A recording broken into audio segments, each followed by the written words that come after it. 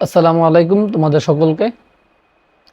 আজকে আমরা যেই বিষয় নিয়ে কথা বলবো সেটা হচ্ছে তোমরা যারা নতুন কারিকুলাম আছো, নতুন কারিকুলামের বিজ্ঞান যে বই আছে অনুসন্ধানী, সেই অনুসন্ধানী বইয়ের প্রথম অধ্যায় নিয়ে আমরা কথা বলবো। এই বল, চাপ ও শক্তি যে অধ্যায়টা আছে তোমাদের প্রথম অধ্যায়, সেই অধ্যায় নিয়ে বা এই অধ্যায় নিয়ে আমরা মোট 5টা ভিডিও তোমাদেরকে দিয়েছি। তোমরা এই 5টা ভিডিও দেখে নিবা। আমার ফেসবুক পেজ কিংবা হচ্ছে ইউটিউব চ্যানেল, দুই জায়গাতেই দেওয়া আছে, তোমরা অবশ্যই দেখে নিবা। একদম বেসিক লেভেল থেকে আলোচনা করা হয়েছে, এই 5টা ভিডিও তোমরা অবশ্যই দেখে নিবা। তো আজকে আমরা যে টপিকস নিয়ে কথা বলবো সেটা হচ্ছে মৌলিক বল কিংবা হচ্ছে মৌলিক বলের ধারণা। এই পার্টটা নিয়ে কথা বলার চেষ্টা করব এবং পাশাপাশি আমরা নিউটনের যে মহাকর্ষ সূত্র আছে সেই সূত্র নিয়ে কথা বলার চেষ্টা করব। তো আসো আজকে যে ক্লাসটি আছে আমরা শুরু করার চেষ্টা করি। মৌলিক বল, এই মৌলিক বলের যে ব্যাপারটা, ধরো মৌলিক বল হলো 4টি। ওইটি আমাদের 4টি। এই মৌলিক বল পড়তে গিয়ে তোমার প্রথমে যেটা পড়তে হবে সেটা হচ্ছে মহাকর্ষ বল। মহাকর্ষ বল। সেকেন্ড যেটা পড়তে হবে সেটা হচ্ছে তোমার সবল নিউক্লিয় বল।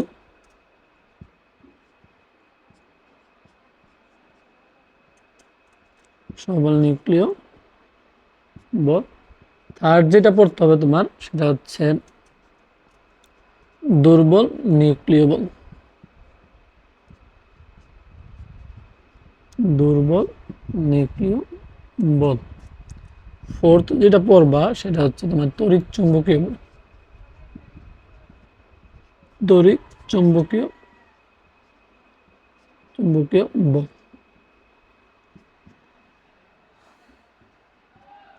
যখন তুমি মহাকর্ষ বল পড়তেছো, এখন আসলে মহাকর্ষ জিনিসটা কি? মহাকর্ষ জিনিসটা হচ্ছে বস্তু প্লাস বস্তু। একটু বুঝবা মহাকর্ষ বল জিনিসটা আসলে কি। বস্তু প্লাস হচ্ছে কি আমাদের বস্তু। দুইটা বস্তুর মধ্যে যে আকর্ষণ তাকে মহাকর্ষ বলা হয় বা মহাকর্ষ বল বলা হয়। সোজা কথা, দুইটা বস্তুর মধ্যে যে আকর্ষণটা হবে সেটাকে আমরা কি বলবো? মহাকর্ষ বল বলবো।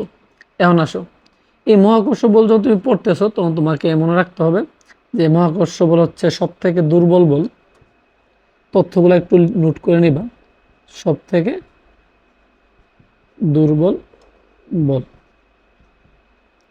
এবং এই মহাকর্ষ বলে একটা পাল্লা আছে, এই পাল্লাটা মানে হচ্ছে সীমাটা, পাল্লা হচ্ছে অসীম। মাথায় রাখবা এগুলো। এবং এই মহাকর্ষ বল গ্রাভিটন কণা বিনিময় করে। গ্রাভিটন কণার বিনিময় করে। কণার বিনিময় করে। বিনিময় করে। যেটা আজকে পড়াবো সেটা অনেকটা মুখস্থ বিদ্যা, ম্যাক্সিমামটা মুখস্থ বিদ্যা। তোমাদের একটু মনে রাখতে হবে, এই যে মহাকর্ষ বল সব থেকে দুর্বল বল, এই মহাকর্ষ বল হচ্ছে পাল্লাটা কি অসীম। এই মহাকর্ষ বল কি করে? এই গ্রাভিটন কণার বিনিময় করে। এটা একটু মাথায় রাখবা। আসা সবল নিউক্লিয় বল, তার যে পাল্লাটা আছে, পাল্লাটা হচ্ছে 10⁻⁻15 10⁻⁻15। এবং এই সবল নিউক্লিয় বল যেটা আছে সেটা হচ্ছে তোমার মেসন কণার বিনিময় করে। মেসন কণার বিনিময় করে। বিনিময় করে। এবং এই যে দুর্বল নিউক্লিয় বল যেটা আছে সেটার পাল্লাটা হচ্ছে এমন 10⁻⁻16 বা 10⁻⁻18। একটু দেখবা তোমাদের বইগুলোতে নতুন কারিকুলাম যারা আছে তারা এটা আছে, এবং যারা পুরাতন কারিকুলাম যারা আছে পদার্থবিজ্ঞান বইয়ের মধ্যে এটা দেওয়া আছে, কিন্তু ইন্টারের বইয়ের মধ্যে এটা দেওয়া ছিল। এবং এই যে দুর্বল নিউক্লিয় বল যেটা, সেটা হচ্ছে তোমাদের বোসন কণার বিনিময় করে। বোসন কণার বিনিময় করে। বিনিময় করে। পাশাপাশি হচ্ছে বিটা কণার ক্ষয় হয়। তার থেকে বিটা কণার কি হয়? ক্ষয় হয়। বিটা কণার ক্ষয় হয়। তড়িৎচুম্বকীয় বল যেটা, তার পাল্লাটা হচ্ছে অসীম, তার পাল্লাটা হচ্ছে কি আমাদের অসীম। অসীম এই তড়িৎচুম্বকীয় বলের যে এটা আছে ফুটন, তড়িৎচুম্বকীয় আছে ফুটন কণার ফুটন, আর যে কণাটা যেমন লিখছি না আমরা যে গ্রাভিট্রন কণা বিনিময় করে, এটা হচ্ছে ফুটন কণার কি করে ক্ষয় হয় বা বিনিময় করে, যেটাই বলো তোমরা। এই ছিল তোমাদের মৌলিক বল চারটা। মৌলিক বল চারটা সম্পর্কে বিস্তারিত। এই তথ্যটা ভালো করে একটু খেয়াল রাখবা। এই তথ্য থেকে প্রতি বছর এমসিকিউতে আসতে দেখা যায়। তোমরা যারা এসএসসি 25 আছো তাদের জন্য এই তথ্যটা খুব ইম্পর্টেন্ট। পাশাপাশি তোমরা যারা ইন ফিউচারে গিয়ে এইচএসসি শেষ করে অ্যাডমিশন টেস্ট দিবা, মেডিকেল বলো ভার্সিটি বলো, এখান থেকে প্রশ্ন এসে থাকে। তাহলে এই মৌলিক বল সম্পর্কে এতটুকুই আমাদের ছিল। তারপর আসো আমরা নিউটনের মহাকর্ষ সূত্র নিয়ে আলোচনা করার একটু চেষ্টা করব। তোমরা চাইলে এটা স্ক্রিনশট দিয়ে নিতে পারো।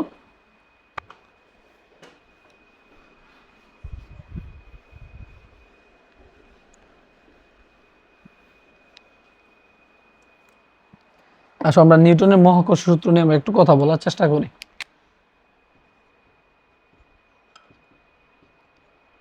নিউটনের মহাকর্ষ সূত্র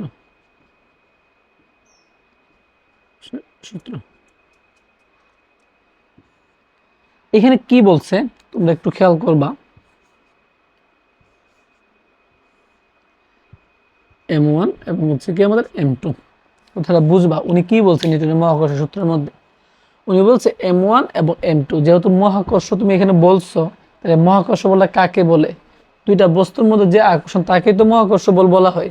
তাহলে এদের যে আকর্ষণ যে বলটা m1 এবং m2 এর মধ্যে যে আকর্ষণ বলটা, সেটা হচ্ছে আমাদের কি F1, সেটাকে আমরা কি ধরলাম F ধরলাম। এবং তাদের যে মধ্যবর্তী দূরত্বটা আছে সেটাকে আমরা R দ্বারা প্রকাশ করলাম। একটু বুঝবা, দুইটা বস্তু যেহেতু বলছে যে তাদের দুইটা বস্তু হতেই হবে, মহাকর্ষ হইতে গেলে দুইটা বস্তু লাগবে, তাহলে m1 এবং m2 দুইটা বস্তু নিলাম। যেহেতু মহাকর্ষ কথাটা বলছে তাদের একটা আকর্ষণ বল দরকার, সেই আকর্ষণ বলটা কত ভাই আমাদের F, এবং তাদের যে মধ্যবর্তী দূরত্বটা সেটা কত আমাদের R। ঠিক আছে, এখন উনি বলছে যে এই যে বর্দ্বয় আছে, বর্দ্বয়ের গুণফলের সাথে m1 এবং m2, তাদের বর্দ্বয়ের গুণফলের সাথে তাদের যে মধ্যবর্তী যে আকর্ষণ বলটা আছে সেটা কি সমানুপাতিক। সেটা কি সমানুপাতিক, একটু বুঝো। m1 এবং m2 দুইটা বস্তুর ভরের গুণফলের সাথে তাদের মধ্যবর্তী যে আকর্ষণ বলটা আছে, এই আকর্ষণ বলটার সাথে কি সমানুপাতিক। m1 এবং m2 তাদের ভরের গুণফলের সাথে মধ্যবর্তী যে আকর্ষণ বলটা আছে সেটা কি সমানুপাতিক, এবং মধ্যবর্তী যে দূরত্বটা আছে সেটা কি বর্গের ব্যস্তানুপাতিক। m1 m2 ভরের গুণফলের সাথে মধ্যবর্তী যে আকর্ষণ বলটা আছে সেটা কি সমানুপাতিক, এবং মধ্যবর্তী যে দূরত্ব আছে এই মধ্যবর্তী দূরত্বটা কি বর্গের ব্যস্তানুপাতিক। কথা বুঝাইতে পারছি আমি? আচ্ছা, এটা যখন বুঝছো তুমি খেয়াল করো, এখানে আমরা এই সমানুপাতিক চিহ্নটা উঠাইতে চাই। আমরা এই সমানুপাতিক চিহ্ন যদি উঠাইতে চাই, এখন আমাদের কি করতে হবে? একটা ধ্রুবক আনতে হবে। তাহলে এই ধ্রুবকটা কি ব্যবহার করবে? এখানে f সমান g r square m1 m2। এখানে জি কি ভাই? জি হচ্ছে মহাকর্ষীয় ধ্রুবক। জি কি? মহাকর্ষীয় ধ্রুবক। খুব ভালো করে বুঝবা এই পাঠটা। মহাকর্ষীয় ধ্রুবক, মহাকর্ষীয় ধ্রুবক বা সার্বজনীন ধ্রুবক বা সার্বজনীন ধ্রুবক বা সার্বজনীন ধ্রুবক। এই জিকে কি বলা হয়? মহাকর্ষীয় ধ্রুবক বা সার্বজনীন ধ্রুবক, যার মান হচ্ছে 6.673 into 10⁻⁻11 newton metre square kg inverse 2। একটু ভালো করে বুঝবা, আমাকে বলা হয়েছে মহাকর্ষের সূত্রটা m1 m2 বলের গুণফলের সাথে মধ্যবর্তী যে আকর্ষণ বল আছে, আকর্ষণ বলের সাথে কি সমানুপাতিক, মধ্যবর্তী দূরত্ব কি বর্গের ব্যস্তানুপাতিক। ঠিক আছে, তারপরে আমরা এই সমানুপাতিক চিহ্ন ওঠানোর জন্য একটা ধ্রুবক ব্যবহার করলাম, যেটা হচ্ছে কি আমাদের জি। জিকে কি বলা হয়? মহাকর্ষীয় ধ্রুবক বা সার্বজনীন ধ্রুবক বলা হয়, যার মান হচ্ছে 6.673 10⁻⁻11 newton metre square kg inverse 2। এই মহাকর্ষীয় ধ্রুবক এককটা হচ্ছে newton metre square kg inverse 2। প্রশ্ন হলো যে ভাই newton metre square kg inverse 2 কিভাবে আসলো? এই এককটা আমাদেরকে বুঝতে হবে। তাহলে এককটা বোঝার জন্য আসলে এককটা কিভাবে আসছে আমরা একটু সেটা দেখার চেষ্টা করি। এই সূত্রটা লিখো একবার, F = G m1 m2 by কত আর স্কয়ার, আমরা সূত্রটা জানি। এখন এটার নিচে মনে মনে কি আছে, 1 আছে, তুমি এটা দ্বারা এটা গুণ করো, হারালি গুণ করলে কি দাঁড়াবে, জি m1 m2 সমান কি এফ আর স্কয়ার। ঠিক আছে, আমরা কি বের করবো ভাই, এই মহাকর্ষীয় ধ্রুবকের যে এককটা আছে, এককটা কীভাবে আসলো সেটা আমরা একটু দেখার চেষ্টা করব। অবশ্যই তুমি এটা শিখে রাখবা, মানের সাথে অবশ্যই মুখস্থ করে নিবা, বাট কীভাবে আসলো সেটা আমাদেরকে একটু শিখতে হবে। তাহলে এই জি জি এই m1 m2 কি গুণাকার আছে, যাইবে কি আকারে, ভাগ আকারে, তাহলে এফ আর স্কয়ার ভাগ হচ্ছে m1 m2। এখন তুমি আমাকে বলো এফ কি, বল, এফ কি বল, বলের মাত্রা কি, বা বলের এককটা আগে দেখি, আমরা মাত্রা পড়ে যাই, বলের একক কি নিউটন, আর কি দূরত্ব, দূরত্বের একক কি মিটার, আর মানে হচ্ছে মিটার স্কয়ার, স্কয়ার থাকার কারণে স্কয়ার, আর দূরত্ব হচ্ছে একক কি আমার মিটার। আর এই m1 এবং m2 কি বহন না, তাহলে বরের একক কি কেজি এবং কি কেজি, ক্যালকুলেশন করলে কি দাঁড়াবে, নিউটন মিটার স্কয়ার এবং কি কেজি স্কয়ার। ঠিক আছে, তাহলে নিউটন মিটার স্কয়ার যা আছে তুমি তাই লিখো, নিউটন মিটার স্কয়ার, এই কেজি কেজি লিখো, কিন্তু এই পাওয়ারটা কি ভাগাকার না, ভাগাকার থাকলে উঠবে কি আকারে, মাইনাস আকারে, newton metre square kg inverse 2। এটা হচ্ছে মহাকর্ষীয় ধ্রুবকের এককটা, এটা হচ্ছে মহাকর্ষীয় ধ্রুবকের কি এককটা। খুব ভালো করে বুঝতে হবে ভাই, এককটা খুব ভালো করে মনে রাখবা, কীভাবে আসলো সেটা তোমাকে আমি দেখাইলাম। আচ্ছা, এখন যদি আসো তার মাত্রাটা কিভাবে বের করবা, কারণ মাত্রাটা আমার দরকার। তোমাদের যে নতুন কারিকুলাম আছে, তুমি যারা পুরাতন কারিকুলাম আছে, তুমি দেখবে তোমাদের মেইন বইয়ের মধ্যে কিন্তু এই মাত্রাটা আসলে দেওয়া নাই, কিন্তু তোমরা যখন গাইড বই পড়বা তখন মাত্রাটা দেওয়া আছে। কিন্তু আমরা যদি মেইন বইয়ের কনসেপ্ট বুঝি, আমরা অবশ্যই সব কিছু বের করতে পারবো। যে যদি একক বের করতে পারি, কিভাবে মাত্রা বের করতে হয়, আগের ভিডিওগুলোতে কিন্তু দিয়ে আসছি আমি। তাহলে বুঝো এককটা দেওয়া আছে, মাত্রার একক থেকে মাত্রাটা বের করে দেখানোর চেষ্টা করব, সূত্র থেকে মাত্রা বের করানোর চেষ্টা করব। আমরা সূত্রটা কি লিখছি, আমরা জি ইকুয়াল এফ আর স্কয়ার ভাগ হচ্ছে m1 কত m2। এফ মানে কি বল, বলের মাত্রা কি এম এল টি ইনভার্স 2। যারা জানো না যে বলের মাত্রা কি, সূত্রটা মনে রাখবে, F equal M A. M মানে কি ভর, ভরের মাত্রা হচ্ছে এম, এ মানে ত্বরণ, ত্বরণের মাত্রা কি L T inverse 2, M L T inverse 2 বসাইলাম। আর মানে কি দূরত্ব, দূরত্বের মাত্রা কি আমাদের এল। m1 এবং m2 মাত্রা কি mu এবং কত m। তাহলে তুমি চিন্তা করো একবার, আর এর মাত্রাটা কি হবে, স্কয়ার হবে, কারণ আর তো দূরত্বের মাত্রা l, তো স্কয়ার আছে, এই জন্য কত স্কয়ার, m তো m, l এবং l গুণ করলে কি দাঁড়াবে, ml স্কয়ার, সরি স্কয়ার তো এখানে একটা আছে, তাহলে সরি এটা হচ্ছে কিউব হবে, l এবং l স্কয়ার গুণ করলে l কিউব, আর একটা কি আছে আমাদের t ইনভার্স 2, নিচে আছে কত আমাদের m স্কয়ার। ঠিক আছে, এটা একটু তোমরা স্ক্রিনশট দিয়ে বা তুলে নিবা।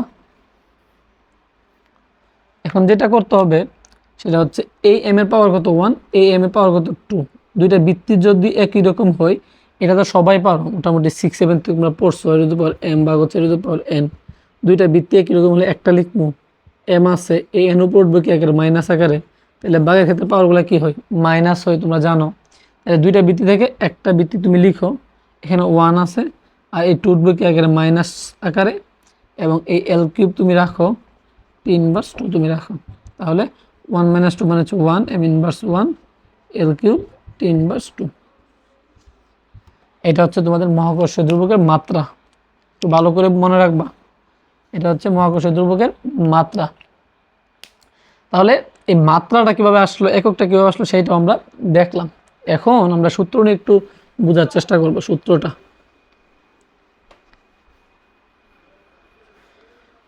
যেহেতু তোমার সূত্রের মধ্যে বলা হয়েছে যে F equal G m1 m2 by কত আর স্কয়ার, সেহেতু তোমাকে বুঝতে হবে যে প্রশ্নটা কিভাবে হয় এখান থেকে। আচ্ছা, প্রশ্ন নিয়ে আমরা নেক্সট ভিডিওতে আলোচনা করি, কিভাবে কি প্রশ্ন আসবে সেটা নিয়ে আমরা নেক্সট ভিডিওতে ডিটেলসে বোঝার চেষ্টা করব। আজকে জাস্ট আমরা একটু বুঝি এবং আরেকটা সূত্র বোঝার চেষ্টা করব আমরা। তোমরা সূত্র জানো যে এফ ইকুয়াল কি জানো, এম এ জানো, আমরা সূত্রটা বুঝছি এতটুকু। এটা সম্পর্কে কীভাবে প্রশ্ন হয় আমরা নেক্সট ভিডিওতে বোঝার চেষ্টা করব। আজকে জাস্ট আমরা এটা নিয়ে সূত্রটা নিয়ে একটু আলোচনা করে দিই। F equal to M A জানি, এই ত্বরণ কখন হয়, যখন ভূমির সমান্তরালে থাকে তখন আমরা এ কাজ করে, যখন উপর থেকে বস্তু নিচের দিকে পড়ে তখন আমরা এফ ইকুয়াল কী কাজ করাই, এম জি কাজ করে, তখন ত্বরণ এ না কাজ করে কি কাজ করে, জি কাজ করে, কারণ সে হচ্ছে অভিকর্ষজ ত্বরণ, উপর থেকে যখন বস্তু নিচের দিকে পড়ে। এখন ওই হিসাবে আমি এ এফ ইকুয়াল কি লিখতে পারি, এম জি। আমরা চিন্তা করব, পৃথিবী নিয়ে চিন্তা করব, এই জি তো জি থাকুক, জি থাকুক, এই পৃথিবী এবং একটা বস্তু নিয়ে চিন্তা করো, পৃথিবী এবং একটা বস্তু চিন্তা করো। তাহলে পৃথিবী যদি চিন্তা করি বস্তু তুলনায় স্বাভাবিকভাবে বড়, তাহলে এই এম ওয়ানকে আমি বড় হাতের এম লিখলাম, আর এই এম টুকে ছোটো হাতের এম লিখলাম, আর আর স্কোয়ার যে আছে তাকে আমরা আর স্কোয়ার রাখলাম। তাহলে উভয় পক্ষ থেকে তুমি এম এম কাটা দাও, তাহলে কী দাঁড়াবে, G equal G M, G M by কত, আর স্কোয়ার। এই জিকে বলা হচ্ছে অভিকর্ষজ ত্বরণ, এই জিকে বলা হয় অভিকর্ষজ ত্বরণ, অভিকর্ষজ ত্বরণ। আর এই এম কে বলা হচ্ছে পৃথিবীর ভর, পৃথিবীর ভর। আর এই আর হচ্ছে পৃথিবীর ব্যাসার্ধ, পৃথিবীর ব্যাসার্ধ, ব্যাসার্ধ। তাহলে অভিকর্ষজ ত্বরণ বের করার সূত্র হচ্ছে G equal G M by R square, আর মহাকর্ষের সূত্র হচ্ছে কি আমাদের এইটা। আজকের ভিডিওতে আমরা নিউটনের মহাকর্ষ সূত্র এবং হচ্ছে তোমাদের এই মৌলিক বলটা নিয়ে একটু বোঝার চেষ্টা করছি আমরা, এটা দিয়ে কীভাবে ম্যাথ আসে এবং কীভাবে ডিটেলসে আরও আমরা কিছু সূত্র দেখাবো নেক্সট ভিডিওতে। অনেকগুলো সূত্র আমরা দেখাবো, 3 থেকে 4টা সূত্র তোমাদেরকে দেখানোর চেষ্টা করব। তারপরে কীভাবে এই প্রশ্নগুলো, এই সূত্রগুলো দিয়ে কীভাবে ম্যাথ করতে হবে সেটাও আমরা দেখানোর চেষ্টা করব। ততক্ষণ পর্যন্ত অপেক্ষা করো। ধন্যবাদ সকলকে।